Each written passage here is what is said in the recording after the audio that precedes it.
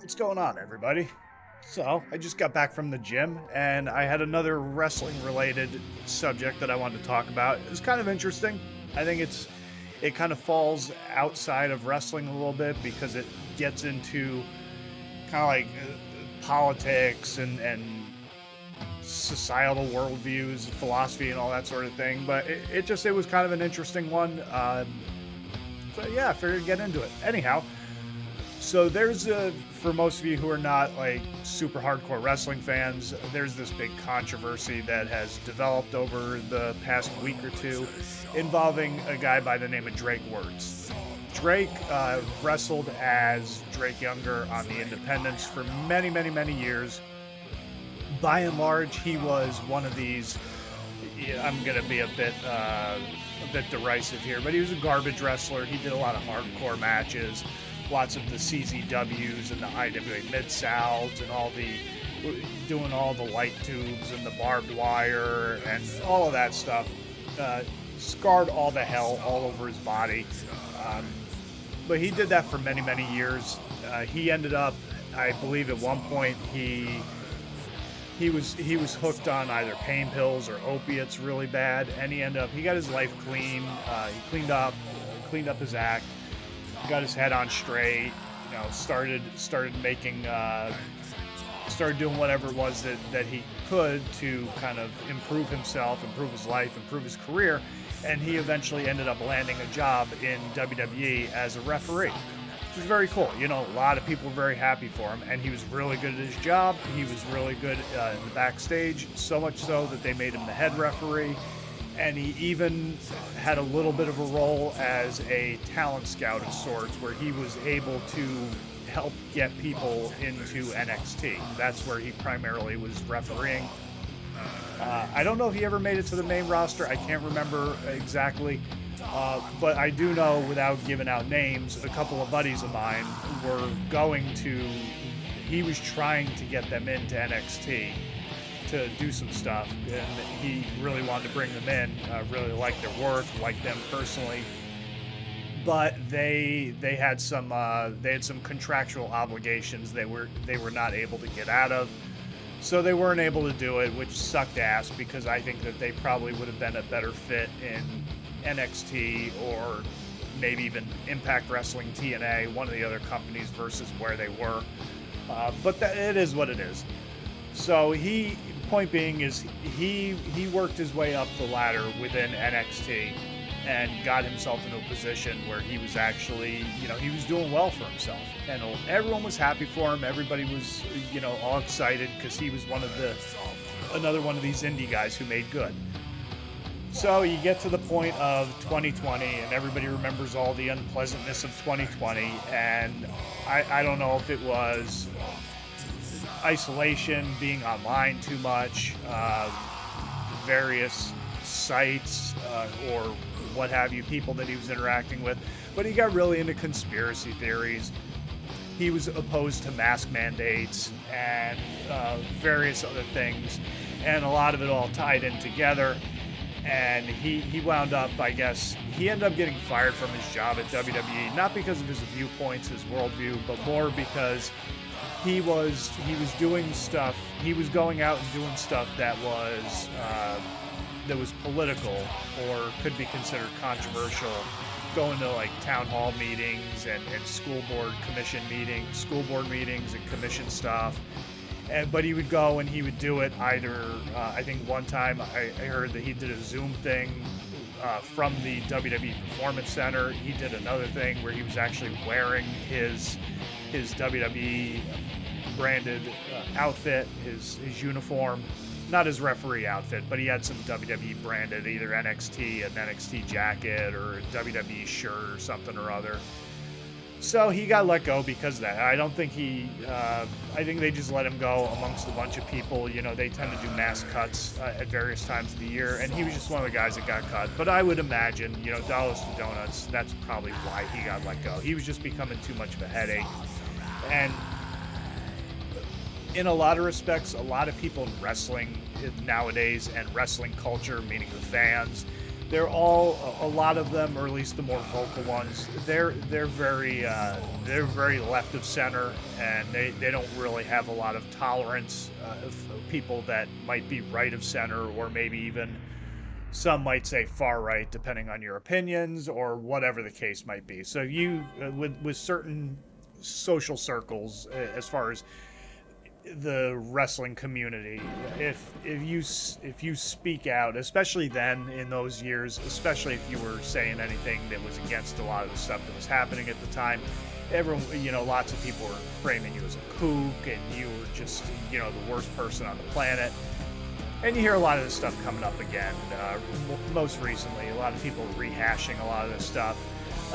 And also, a lot of this stuff seems to be coming up because it's an election year, and everybody, all this sort of stuff seems to, I see it in my personal life and in my various social circles. I just hear people talking, and you see them getting more ramped up with stuff like that, and it's like, and then the ads on TV and all that.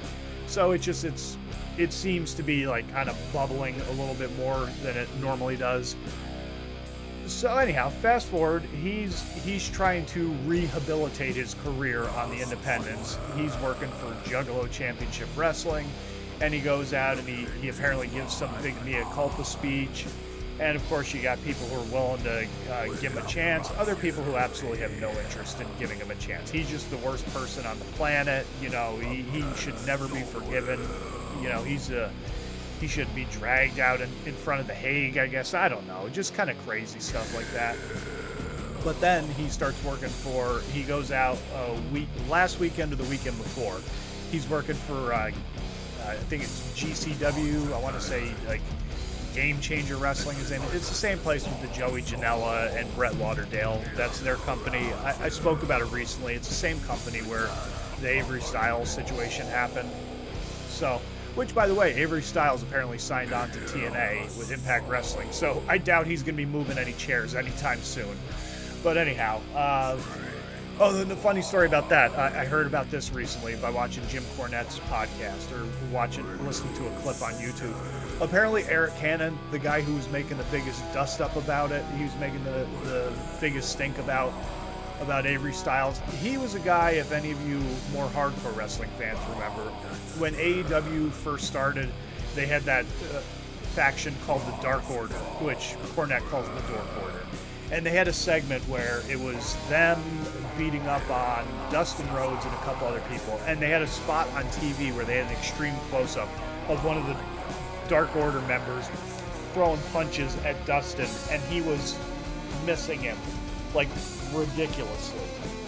And they caught this on TV. That was apparently Eric Cannon. So, like some were saying, for a grizzled, seasoned indie veteran, he didn't know how to throw punches. So, and you can maybe blame that on the mask or whatever. But I think in lieu of being able to see what you're doing, just use the Stan Hansen principle and just potato somebody. You can ask.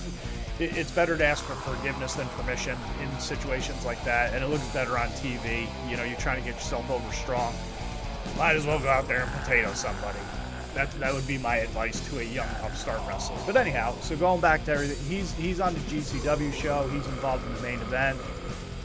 Then he goes and he has a match, and he gives another big mea culpa speech, telling everybody how he was dabbling in topics and controversies that he should have never done. He had no business speaking on them, and all he can do is hope that people forgive him and he's changed and yada yada blah blah. And people are losing their mind over this because, again, like I say, especially on the internet wrestling community, IWC, there's lots of hardcore, very left-wing people on it, and they're not very tolerant. And again, it's an election season, and you start seeing you'll see a lot of these people, they'll like kind of overlap with like the political internet wrestling communities. And so there are all these people that are like, they're all into Hassan Piker and like freaking, some of the other big ones, like the Kyle Kalinskis or the douchey looking kid that with the